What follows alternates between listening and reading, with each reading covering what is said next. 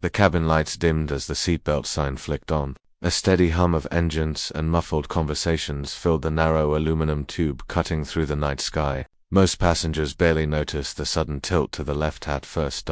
Then came the flash. A streak of gray lightning slid past the window, banking hard with an unnatural grace. It wasn't lightning at all. It was an F-35 fighter jet, its afterburners flaring a dull orange glow in the blackness beyond the glass.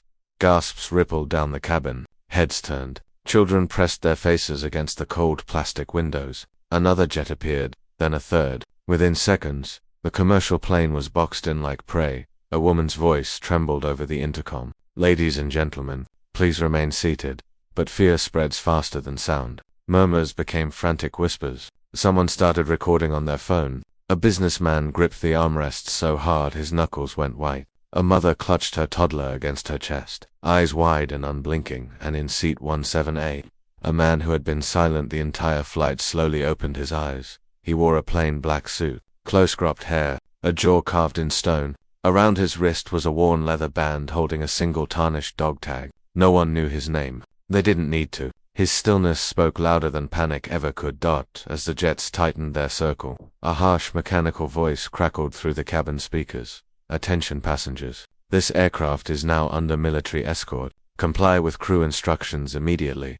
The cabin plunged into chaos. A man in a gray hoodie shot up from his seat near the emergency exit, shouting incoherently. He shoved a flight attendant aside and lunged for the door handle. Passengers screamed, and that's when it happened. The silent man in 17 arose, not fast, not frantic, but with a deliberate, measured calm that made the air around him feel heavier. He moved like a shadow cast by iron, his eyes locked on the intruder, unblinking. Every other sound, the crying, the alarms, the roar of jet engines fell away. Someone whispered, "What is he?" And in that still moment, before anyone could breathe, the stranger's coat shifted just enough to reveal the faint glint of a ceremonial badge tucked near his heart. A badge reserved only for one kind of man, a tomb guard, the kind who does not move for storms, for gunfire, or for fear. The man who had stood up from seat 17A now sat perfectly still again, as if his motion had been a glitch in time. The passengers around him kept stealing terrified glances, unsure whether to feel comforted or more afraid. He did not notice, or perhaps he simply did not care. His name was Staff Sergeant Nathan Cole, though the world rarely spoke it aloud. To most who ever saw him, he was just the guard, one of the sentinels of the tomb of the unknown soldier, stationed at Arlington National Cemetery. Men like him were forged, not chosen. His steps had been drilled into the marble until his bones remembered the rhythm more than his mind did. 21 steps, 21 seconds of stillness, 21 more. Through thunder, through hurricanes, through the soft whisper of falling snow at midnight always. He walked, always. He stood, but long before he stood, watch over silence.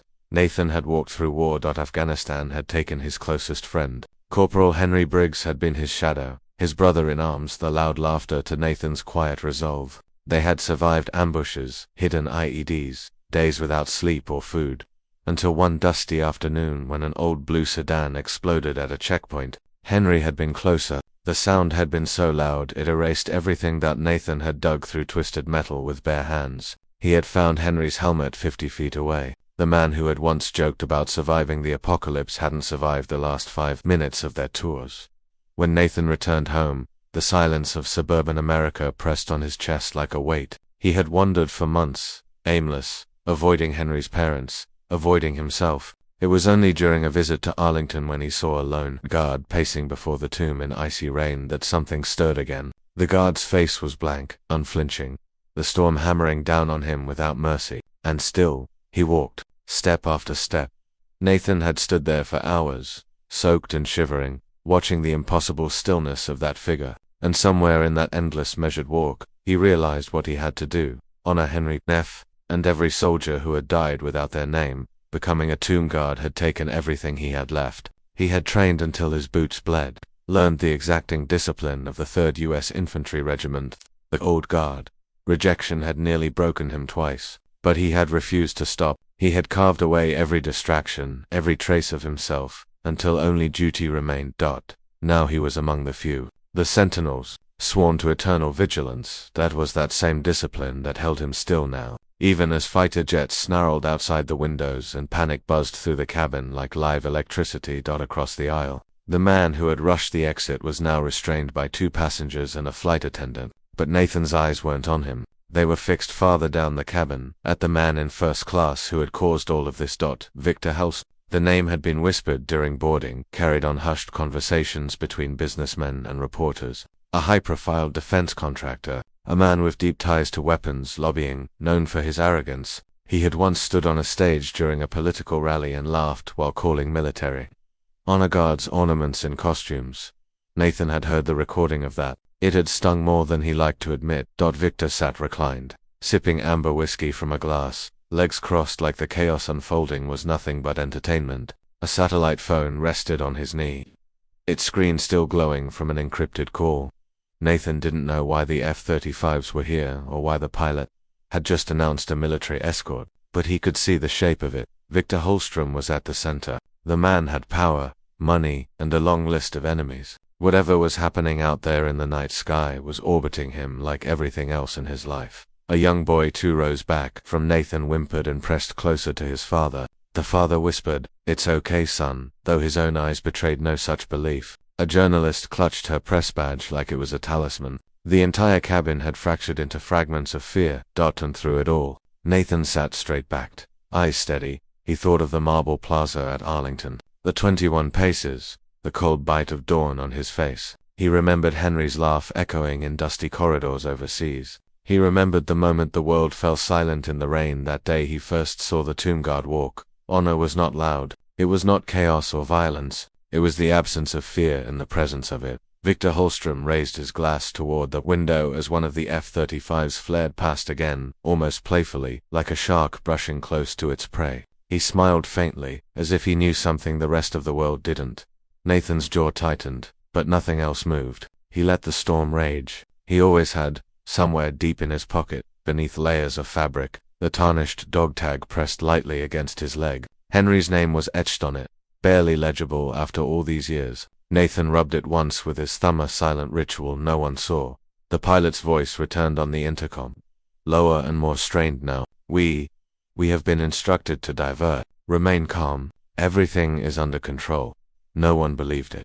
The man in first class reached for his satellite phone again, dialing without urgency like a god deciding which mortals lived or died. And Nathan Cole watched, a silent monument of flesh and bone. The air around him sharpened to a razor's edge. The world did not know it yet, but a tomb guard had stood up, and nothing would ever be the same again. The cabin had settled into a tense, brittle, quieter kind of silence that hums like an electrical wire, too tight to last. Outside, the 3 F-35s carved perfect arcs around the commercial plane, their sleek silhouettes slicing across the moonlit clouds. They weren't escorting anymore.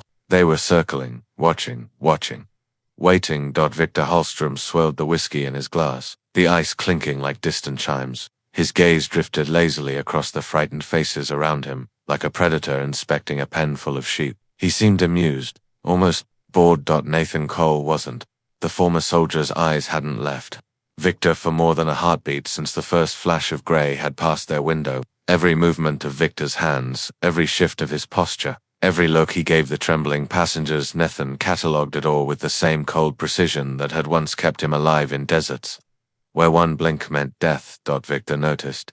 He leaned forward slightly, resting his elbows on his knees, and smiled. It wasn't a friendly smile. It was the kind of smile that said, "I see you seeing me." He raised his glass in a mocking toast toward Nathan. Nathan didn't blink. Victor's lips curled into something thinner, sharper. He stood, smooth and unhurried, like a man rising from a throne. The nearest flight attendant flinched back instinctively, but Victor simply adjusted his cufflinks and began strolling down the aisle. The passengers shrank away from him as he passed. A woman clutched her purse tighter. A man shifted sideways in his seat. A baby whimpered, and its mother instantly hushed it, as if even sound might provoke this walking threat. Victor stopped just across from Nathan's row and braced one hand on the headrest. "Well," he said softly, voice pitched so only a few nearby could hear, "if it isn't the statue who decided to move." Nathan stared straight ahead, eyes on nothing. Stillness, the sacred armor of the guard. Victor tilted his head. "You know, I recognize you." "Arlington, yes." The tomb, he made a dismissive flick of his fingers, like brushing dust from a table. Very dramatic, all that. Pacing in circles, guarding nothing, pretending ghosts matter. A ripple of disapproval passed through the few passengers close enough to hear, though none dared speak. A middle-aged veteran 2 rows back clenched his fists on his knees. Nathan did not react. Victor leaned closer, voice dropping lower, more intimate, more poisonous. I've seen boys like you, clinging to ritual because it's all you've got left. Dead friends, dead eyes, thinking silence makes you powerful. The veteran's jaw worked. The journalist raised her phone slightly, recording. Nathan remained perfectly still, hands folded on his lap, gaze forward. Victor straightened, glancing theatrically around the cabin. You all think he's some sort of hero, don't you? He called out, louder now. A man who walks back and forth in the rain while the real world burns around him. Murmurs rose. A child whispered to his father. The veteran's knuckles turned white. Victor grinned. Here's the truth. This man is obsolete. A museum piece. He couldn't stop me from tearing this entire plane apart if I wanted to. That drew an audible gasp. The flight attendants tried to step forward, but Victor's cold glare froze them in place. The authority in his eyes was scarier than shouting. He radiated power, the kind that didn't need weapons to wound. And still, Nathan didn't move. Inside, his heartbeat was slow, steady, training, focus, discipline burned into bone. He had been insulted before, spit on by drunk tourists, called a toy soldier by laughing teenagers behind the marble rope. He had not moved then. He would not move now. But he was watching. Victor's smile faltered just slightly at the utter absence of response. He leaned down again, closer this time, his voice a razor. Do you know who I am? Nathan's eyes shifted, not his head, just his eyes, slowly, precisely, until they met Victor's. The effect was immediate. Victor blinked, just once, but it was enough for the nearest passengers to notice, and they inhaled sharply. As if the air had changed temperature. Nathan said nothing. Victor chuckled softly, but it was strained now. They sent those jets for me, he said, louder again, so everyone could hear. He tapped his chest. For me, do you understand? I make the calls. I decide who lives in the sky and who falls from it. You're just furniture. He slapped the top of Nathan's seat hard, a sharp crack that made the baby cry out. The veteran half rose from his seat, but Nathan's subtle shift of one finger stopped him cold. The whole cabin seemed to hold its breath. Victor laughed again, shaking his head. Nothing, not even a flinch. Incredible. He turned and addressed the rest of the passengers like an actor addressing his audience. Behold your idol. He'll watch calmly as we all burn. Someone muttered, shut up. But it was swallowed by the tense quiet. Victor moved closer still, invading Nathan's space, his voice now a whisper only Nathan could hear. You think that stillness makes you stronger than me, but you're chained by it. I can do anything. You can do nothing. Nathan's fingers twitched once against his knee, barely visible. Victor saw it, smiled like he'd drawn blood. Ah, he whispered, there's the crack. Outside. The fighter jets suddenly roared past again, closer than before, rattling the cabin walls. A few passengers screamed. Overhead bins shuddered. The lights flickered. Victor used the chaos like punctuation. He stood tall and spread his arms, soaking in their fear. You feel that? He called out. That's what real power sounds like. The journalist raised her phone higher now, openly filming. The veteran muttered something like a prayer. The young boy hid his face in his father's chest. Victor lowered his arms and turned back to Nathan, eyes glinting. Your world is dying, soldier. The marble, the rituals, the silence, they all crumble. Men like me will build what comes next. Nathan blinked slowly once Victor's smirk wavered. Then the intercom crackled. The pilot's voice was shaking. Mr. Hallstrom, we've received direct orders from NORAD. Please return to your seat immediately. Victor didn't move. Mr. Hallstrom, the voice repeated, tighter. This is not a request. Victor's jaw flexed. He glanced at the ceiling like he could see through it to the jets above. Then he looked back down at Nathan. You hear that? He whispered. Even the sky waits for me. Nathan said nothing. Victor straightened, giving Nathan one last cold smile. Stay in your little stone shell. God, it won't save you when the world decides you're irrelevant. He turned and began walking back toward first class. The tension he left behind was like broken glass scattered across the aisle. No one breathed until he sat down again, the leather sighing under his weight. He picked up his satellite phone, dialed casually, and began speaking in a language no one recognized. The journalist kept her camera trained on him. The veteran kept staring at Nathan. Nathan remained still, but inside, something was shifting. a quiet tectonic pressure rising in his chest, slow and unstoppable. He could feel Henry's dog tag warm against his skin, like a heartbeat that wasn't his own. Victor Holstrom had crossed the first line, the one of words, and Nathan knew what always came next. The world just didn't know it yet. The sky outside had darkened to a cold metallic gray. The F-35s still circled their wingtips, catching flashes of distant lightning as they carved invisible cages around the trembling airliner. Inside, the cabin air felt thin, sharp, like everyone was breathing through glass. Victor Holstrom lounged in his seat at the front, phone pressed lazily to his ear, speaking in clipped tones that no one could place. A flight attendant stood nearby, pale and rigid, pretending to check the drink cart while really just watching him. Everyone was. Even the children had stopped whispering. Fear has a way of teaching silence. In row 17A, Nathan Cole hadn't moved, not an inch. The ancient calm that had carried him through war and ceremony alike still wrapped around him like armor, but under it, the dog tag at his wrist burned faintly against his skin, and every muscle in his body thrummed like a drawn bowstring. Then Victor hung up. He set the phone gently on the armrest, like a man laying down a playing card that wins the game. Slowly, deliberately, he rose again.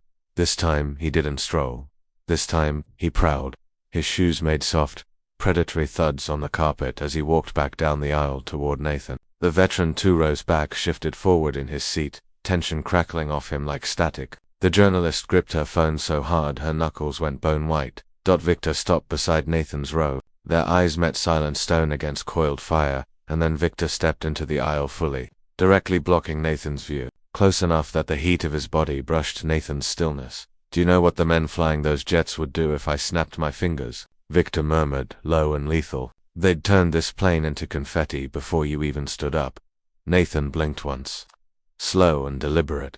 Victor's voice rose just enough to reach the rows around them. "I warned you, statue. You don't belong in this world anymore. You're a relic. A ceremonial scarecrow pretending to be a soldier," the veteran whispered. "Careful." But Victor ignored him. Instead, he reached down, and with one sharp, startling motion he snatched the dog tag off Nathan's wrist. Gasps erupted.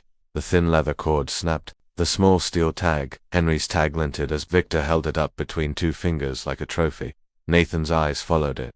Slowly. Victor grinned like a man tasting victory. "This is what you cling to. Scrap metal and ghosts." Nathan said nothing. Victor's grin widened into something jagged. "Let's see how still you are without it then." Before anyone could move or breathe or cry out, he tossed the tag. He flicked it casually, like skipping a stone, and the little circle of steel sailed through the air, landing with a metallic tink halfway down the aisle. Nathan rose, not fast, not like anger, like gravity, like the earth itself. Standing passengers sucked in sharp breaths. The veteran's lips parted. The journalist's camera trembled in her hands. Victor froze, not out of fear, but in pure, startled fascination. Nathan stepped out into the aisle. Each movement was exact, measured, honed by endless hours guarding the tomb through thunder, snow, tourists, drunks, and the silence of midnight. His steps landed soundless, his shoulders squared, his chin lifted. And his eyes were carved from marble. He walked past Victor without a glance, eyes fixed on the little dog tag lying on the carpet like a fallen coin. The world held its breath as he knelt, picked it up between thumb and forefinger, and stood again in one fluid motion. He wrapped it gently back around his wrist. Then only then he turned. Victor's face had tightened. Not fear, not yet, just the first thin hairline crack in the mask. Nathan walked back toward him with the same relentless calm. No wasted movement, no rush, just the quiet inevitability of tide meeting shore. He stopped inches from Victor, posture perfect, hands folded behind his back. Victor swallowed. Nathan leaned in just enough that only Victor could hear, and spoke his first words since boarding the plane. "Never touch the dead." Victor blinked. And in that blink, Nathan moved. It was not a strike, not violence, but it was shocking. He stepped past Victor with precise, military bearing, turned crisply in the narrow aisle, and planted himself directly between Victor and the rest of the passengers, an unspoken wall of flesh and steel discipline. His voice cut through the stunned quiet, deep and commanding. "Sit down," not shouted, not loud, but the tone hit like a gavel slamming on stone. Victor's lips parted. He started to sneer, then caught himself. The veteran had risen fully to his feet now, eyes locked on Victor. The journalist's camera was unwavering. Dozens of frightened passengers stared, holding their breath. Victor was alone, he saw it, and for the first time since boarding the plane, he hesitated. Nathan didn't move, didn't blink, didn't breathe. Sit, he said again, lower now. Colder. Something ancient and unyielding hummed in that single word. The weight of marble corridors and eternal firewatch. Victor's jaw flexed. He glanced toward the cockpit, toward the windows, as if expecting the F-35s to roar in and save him from this sudden shift. Didn't the jets still circled, silent, waiting? Victor lowered his gaze back to Nathan.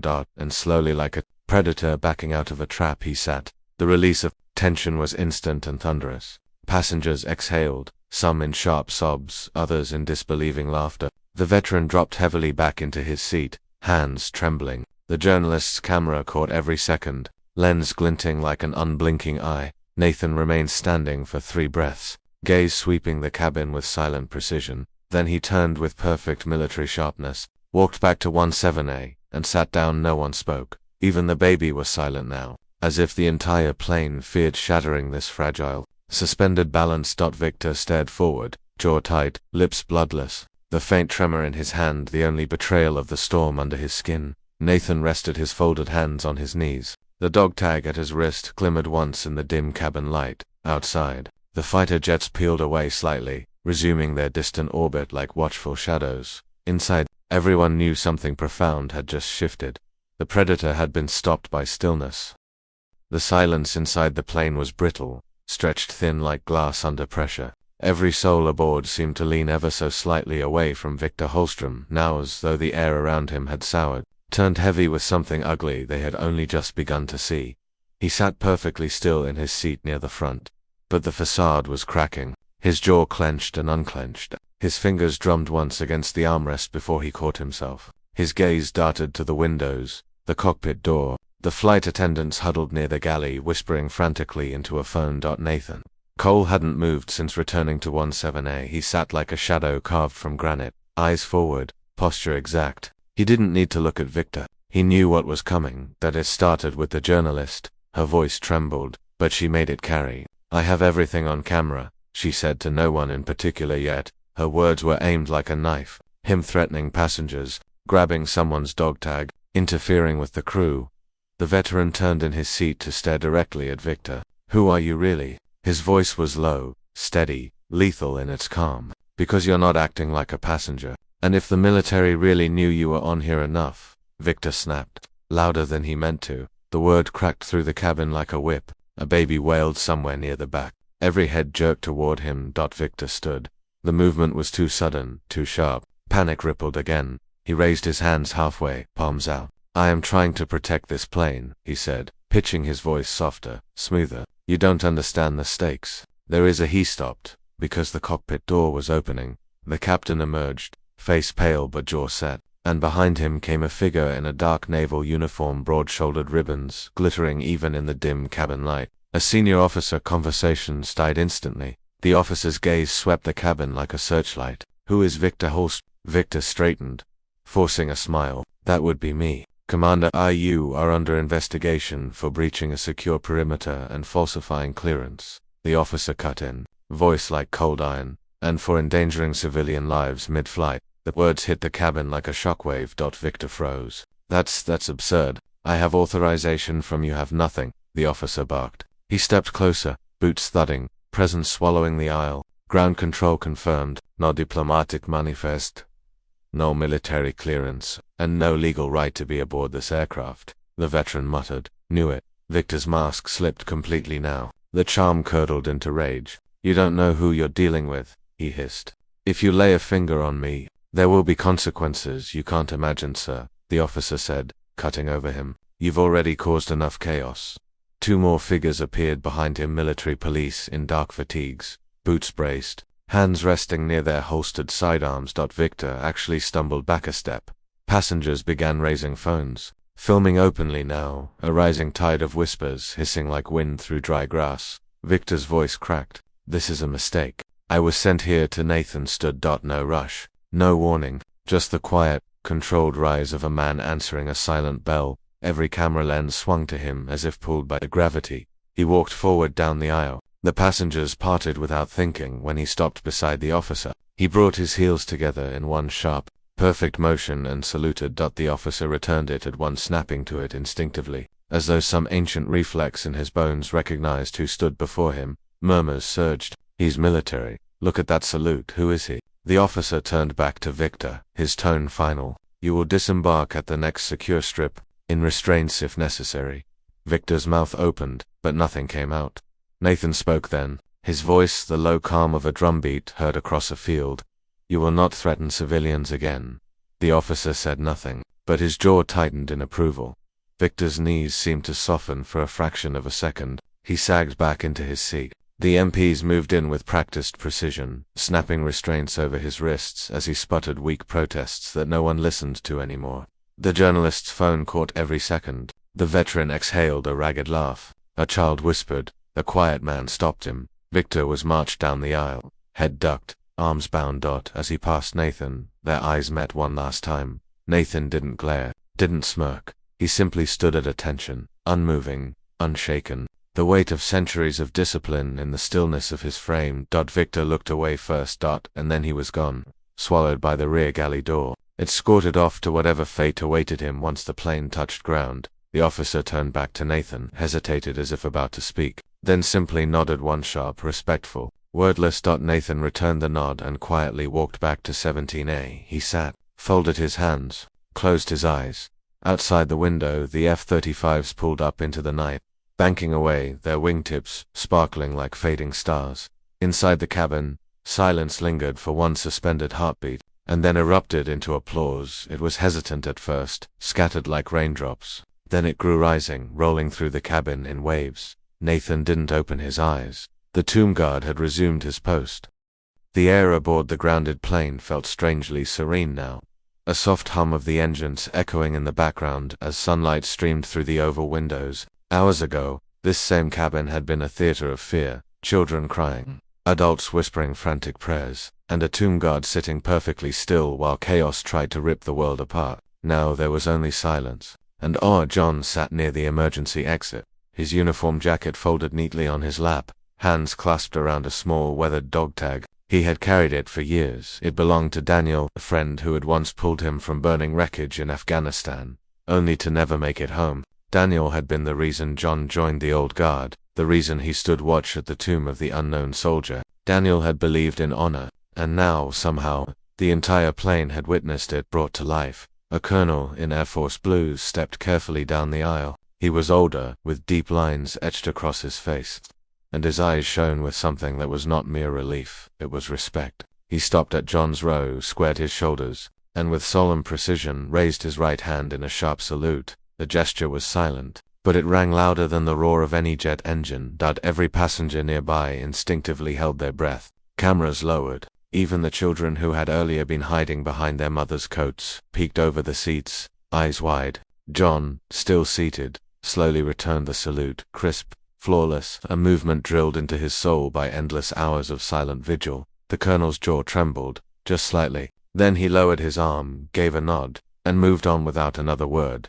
From a few rows back, a little girl with messy blonde hair whispered, just loud enough for her mother and half the cabin to hear, "Mum, he's a hero." Her words rippled through the passengers like a wave of truth. People nodded. A few quietly wiped their eyes. No one argued. No one could. John didn't smile. Tomb guards weren't supposed to. Instead, he slipped the dog tag back into his pocket, pressing it against his heart, and turned his gaze to the window. Outside, the F-35s that had once encircled them were banking away now, disappearing into the brilliant blue sky. Freedom's guardians, returning to the endless watch, just as he would. His phone buzzed softly in his bag. Hundreds of messages already. Video clips from other passengers had gone viral in mere minutes, showing the exact instant John had risen, steady as a monument, and stared down armed hijackers with nothing but unwavering silence. Millions were already watching. Millions were already inspired. He ignored the phone. Instead, he reached into the side pocket of his jacket and pulled out a folded scrap of paper. It was old, creased, the ink faded. Daniel's handwriting. It simply said, "If you ever forget who you are, stand still and remember who you protect."